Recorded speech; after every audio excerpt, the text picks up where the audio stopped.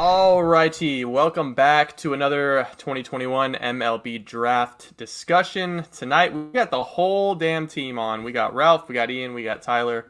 After publishing our second mock draft of the year, we're gonna sit down and talk a little bit about the mock draft, talk about some of the highlights of it, and where we think this player class could go over the next 7 months. So, Ralph, I'm gonna open the floor to you right away. How do you think the mock turned out, and kind of what was your process when we were going through the different picks?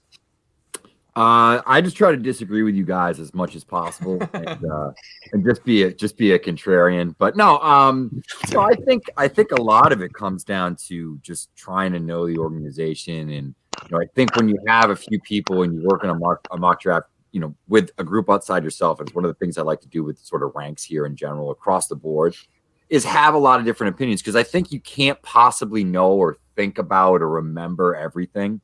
And, by having sort of the group discussion in the chat, it allows us to sort of maybe check each other's biases, but also bring up, some sort of articulate points, I think, from pick to pick and org to org. And certainly we all have, organizations and teams we're more familiar with. So, I thought the big takeaway is, adding a few more guys sort of into the process here allowed us to probably, check our biases a little bit more and just kind of come up with a more cohesive sort of ranking that's probably more reflective of what, consensus might be.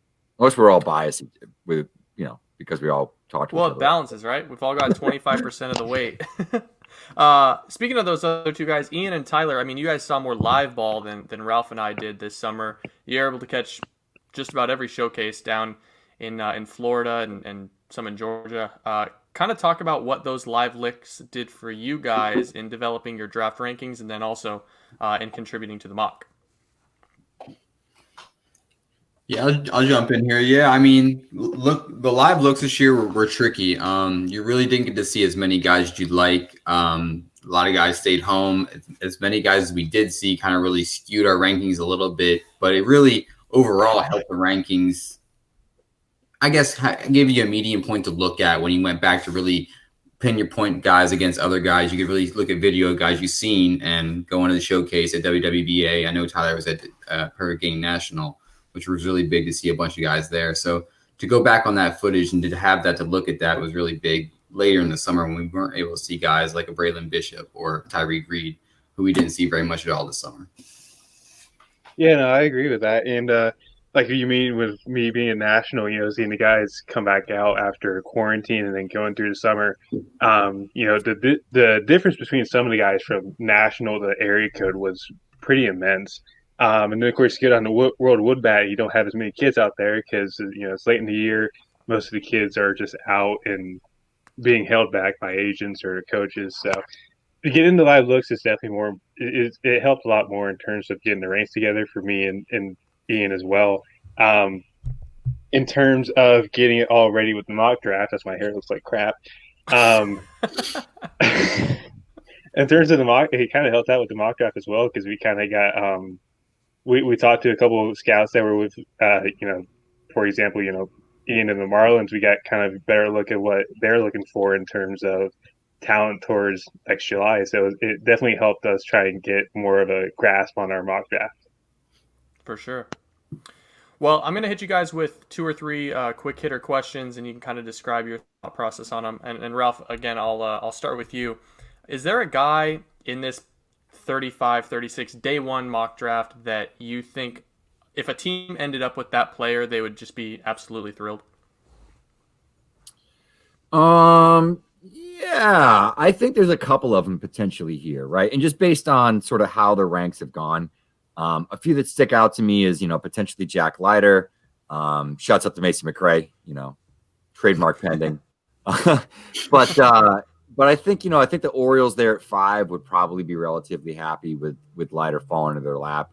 Potentially, I think especially the way that, teams will value college pitching. A lot of that comes down to what he performs like, in the spring. Does he come out, is the fastball velocity where, we've heard it's at?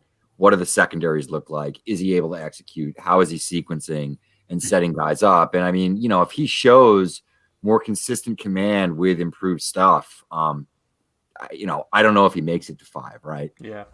So I think, if that happens, I think they'd be relatively happy. Jordan Lawler, I mean, I think we've probably had as high as 2 on our ranking. So even him falling to 6, I think is probably a relatively, nice discount. And then the other one that sort of jumped out to me as I sort of slide down here was Benelis at 18 to the Cardinals. Yeah. And I think even Christian Franklin, there's a handful of guys right there. Wilson, there's a bunch of guys that fell as other guys have sort of jumped up, especially as some of the college pitching with fall ball and all that has established itself. And I think we were sort of waiting for that to happen over the summer. And even in our first iteration of the mock draft and the early iterations of the rankings and the lists, we didn't have the Cape Cod League. We didn't have a full spring season. And even the college, ball that we had, it was limited. And a lot of the talent was sort of very isolated to where they live at or where they stay for some, like Cusick, in certain areas of the country. So, we never sort of saw that culmination of somebody really having a breakout, maybe adjusting something, over the Cape Cod League and then coming back and showing it in the fall, like a Jared Schuster or someone like that. We really had to rely heavily on reports.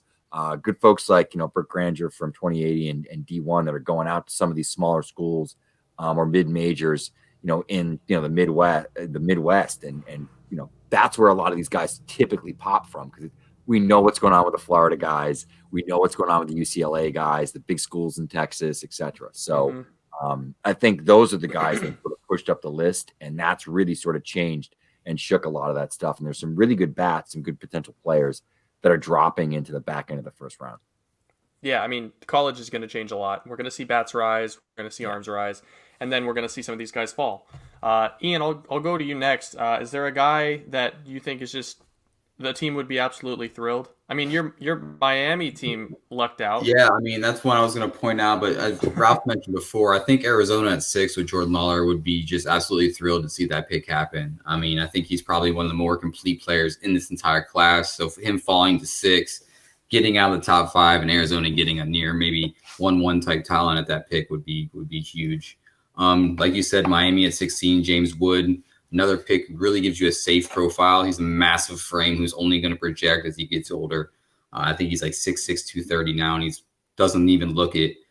He's got one of the safest bats in the class, and add that in that system with who has just so many high variance guys going forward the next few years. They have a bunch of outfielders that are going to graduate the next year or two. So adding a young outfielder like James Wood would be huge for that system, I think.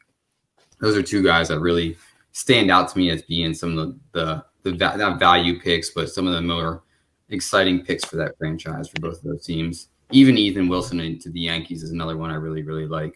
So I'll sort of pick it up here and kick it back over to Tyler. And any picks that Ian and I haven't already profiled that are good values. Yeah. Yeah, I mean, the pick we had with Sarantola to the Brewers I actually really like because the Brewers are a very data-savvy team. And for anyone that doesn't have like a D1 baseball subscription for the reports that we had talked about, Sarantola is touching 98 and he's got a low 80s curveball, is reaching 3,300 on spin rate. So that's a pick I really, really do like. Another one I like is we get far down. You had mentioned Franklin to the Blue Jays is pretty much a steal in my opinion at that point. I like Jordan Wicks to Atlanta as well. He kind of fits that Jared Schuster mold, just with a much better changeup. Those are some of the picks that I really enjoyed out of all of this. Well, my internet dropped in the middle of that, but I'm back. All good. I don't know if it was brought up, so I'm just going to reiterate it if it has to be reiterated. But I thought Jaden Hill falling to the Angels at number 9. Right on time with one we haven't talked about. Yep. There you go, Joe. There we go. All right. See, that's why we need 4 unique looks to balance each other out.